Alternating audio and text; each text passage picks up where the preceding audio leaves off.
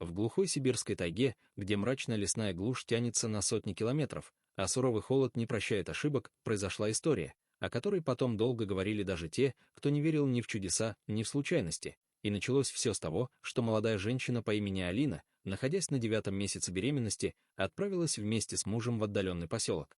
Но по дороге их застала внезапная метель, видимость исчезла, машина заглохла, а связь пропала, и в какой-то момент стало ясно. Помощи ждать неоткуда, и ее муж ушел искать дорогу или помощь, оставив ее в машине с надеждой быстро вернуться, но время шло, а он не возвращался, холод становился все сильнее, и Алина поняла, что оставаться на месте значит замерзнуть. Собрав остатки сил, она вышла из машины, собравшись силами, направилась к лесу, надеясь найти хоть какое-то укрытие. Снег доходил до колен, ветер сбивал с ног, но через какое-то время она заметила силуэт старого охотничьего домика, который едва виднелся среди деревьев. Это было ее спасение, а она добралась до него почти без сил, дверь скрипнула, внутри было темно, холодно и пахло сыростью, но это был шанс выжить. Она нашла старые дрова, с трудом разожгла огонь и устроилась ближе к печи, пытаясь согреться, но именно в этот момент начались схватки, сначала редкие, потом все чаще и сильнее, и тогда она поняла. Ребенок появится здесь, в этой глухой тайге, без врачей, без помощи, без надежды на спасение. Страх накрыл ее с головой, но вместе с ним пришло странное спокойствие, будто внутри нее что-то говорило: нужно бороться. Время тянулось бесконечно, боль становилась невыносимой, а за окном тем временем усиливался ветер, который завывал так, словно сам лес предупреждал о чем-то, и в какой-то момент ей показалось, что она слышит шаги снаружи, тяжелые, медленные, будто кто-то ходит вокруг дома. Она замерла, прислушиваясь. Но схватка снова пронзила тело, и она больше не могла отвлекаться, все вокруг исчезло, осталась только боль и борьба за жизнь. И спустя долгие часы, среди холода и одиночества, раздался первый крик ребенка, слабый, но живой. Алина заплакала, прижимая малыша к себе. Она укутала его в свою куртку, стараясь сохранить тепло, но силы стремительно покидали ее.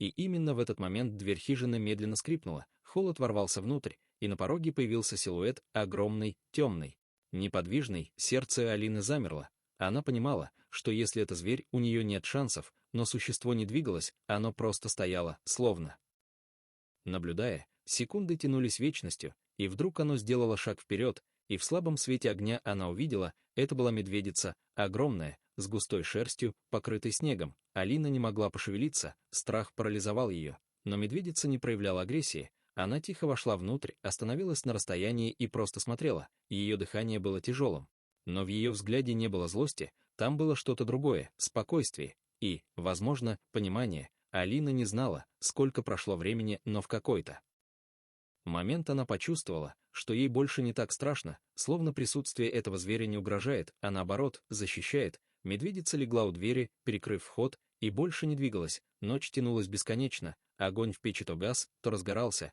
и несколько раз Алина, теряя сознание, видела, как медведица поднимается, подходит ближе к огню, словно чувствует тепло, а затем возвращается на свое место, как будто охраняет. За стенами слышались звуки, ветер, треск веток, возможно, другие звери, но никто не приближался к дому, словно присутствие медведицы отпугивало все живое. И так прошла вся ночь. Когда наступило утро, буря начала стихать, свет проник в дом, и Алина, едва открыв глаза, увидела, что медведицы нет, дверь была прикрыта, словно кто-то осторожно вышел, не издав ни звука. Она не понимала, было ли это на самом деле или ей показалось.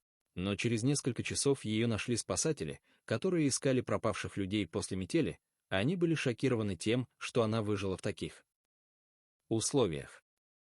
И еще больше их удивили следы вокруг дома, огромные, медвежьи, но странно расположенные. Они не вели внутрь, не кружили хаотично, а словно образовывали круг вокруг хижины, как будто зверь охранял это место. Позже нашли и ее мужа, живого, но сильно обмороженного. Он сбился с пути и не смог вернуться вовремя. И когда он узнал, что произошло, он долго не мог поверить. Но Алина знала одно: в ту ночь она была не одна, прошло время, ребенок вырос, жизнь постепенно вернулась в привычное русло, но эта история не исчезла, она осталась с ними навсегда. И каждый раз, когда они вспоминали ту ночь, Алина говорила одно: в самой дикой и суровой природе есть не только опасность, но и что-то, что невозможно объяснить, что иногда приходит в самый нужный момент и спасает жизнь, когда, кажется, уже не осталось никакой надежды. И, возможно, именно тогда, когда человек остается один против всего мира, Природа сама решает, дать ему шанс или забрать все, и в ту ночь она выбрала дать шанс.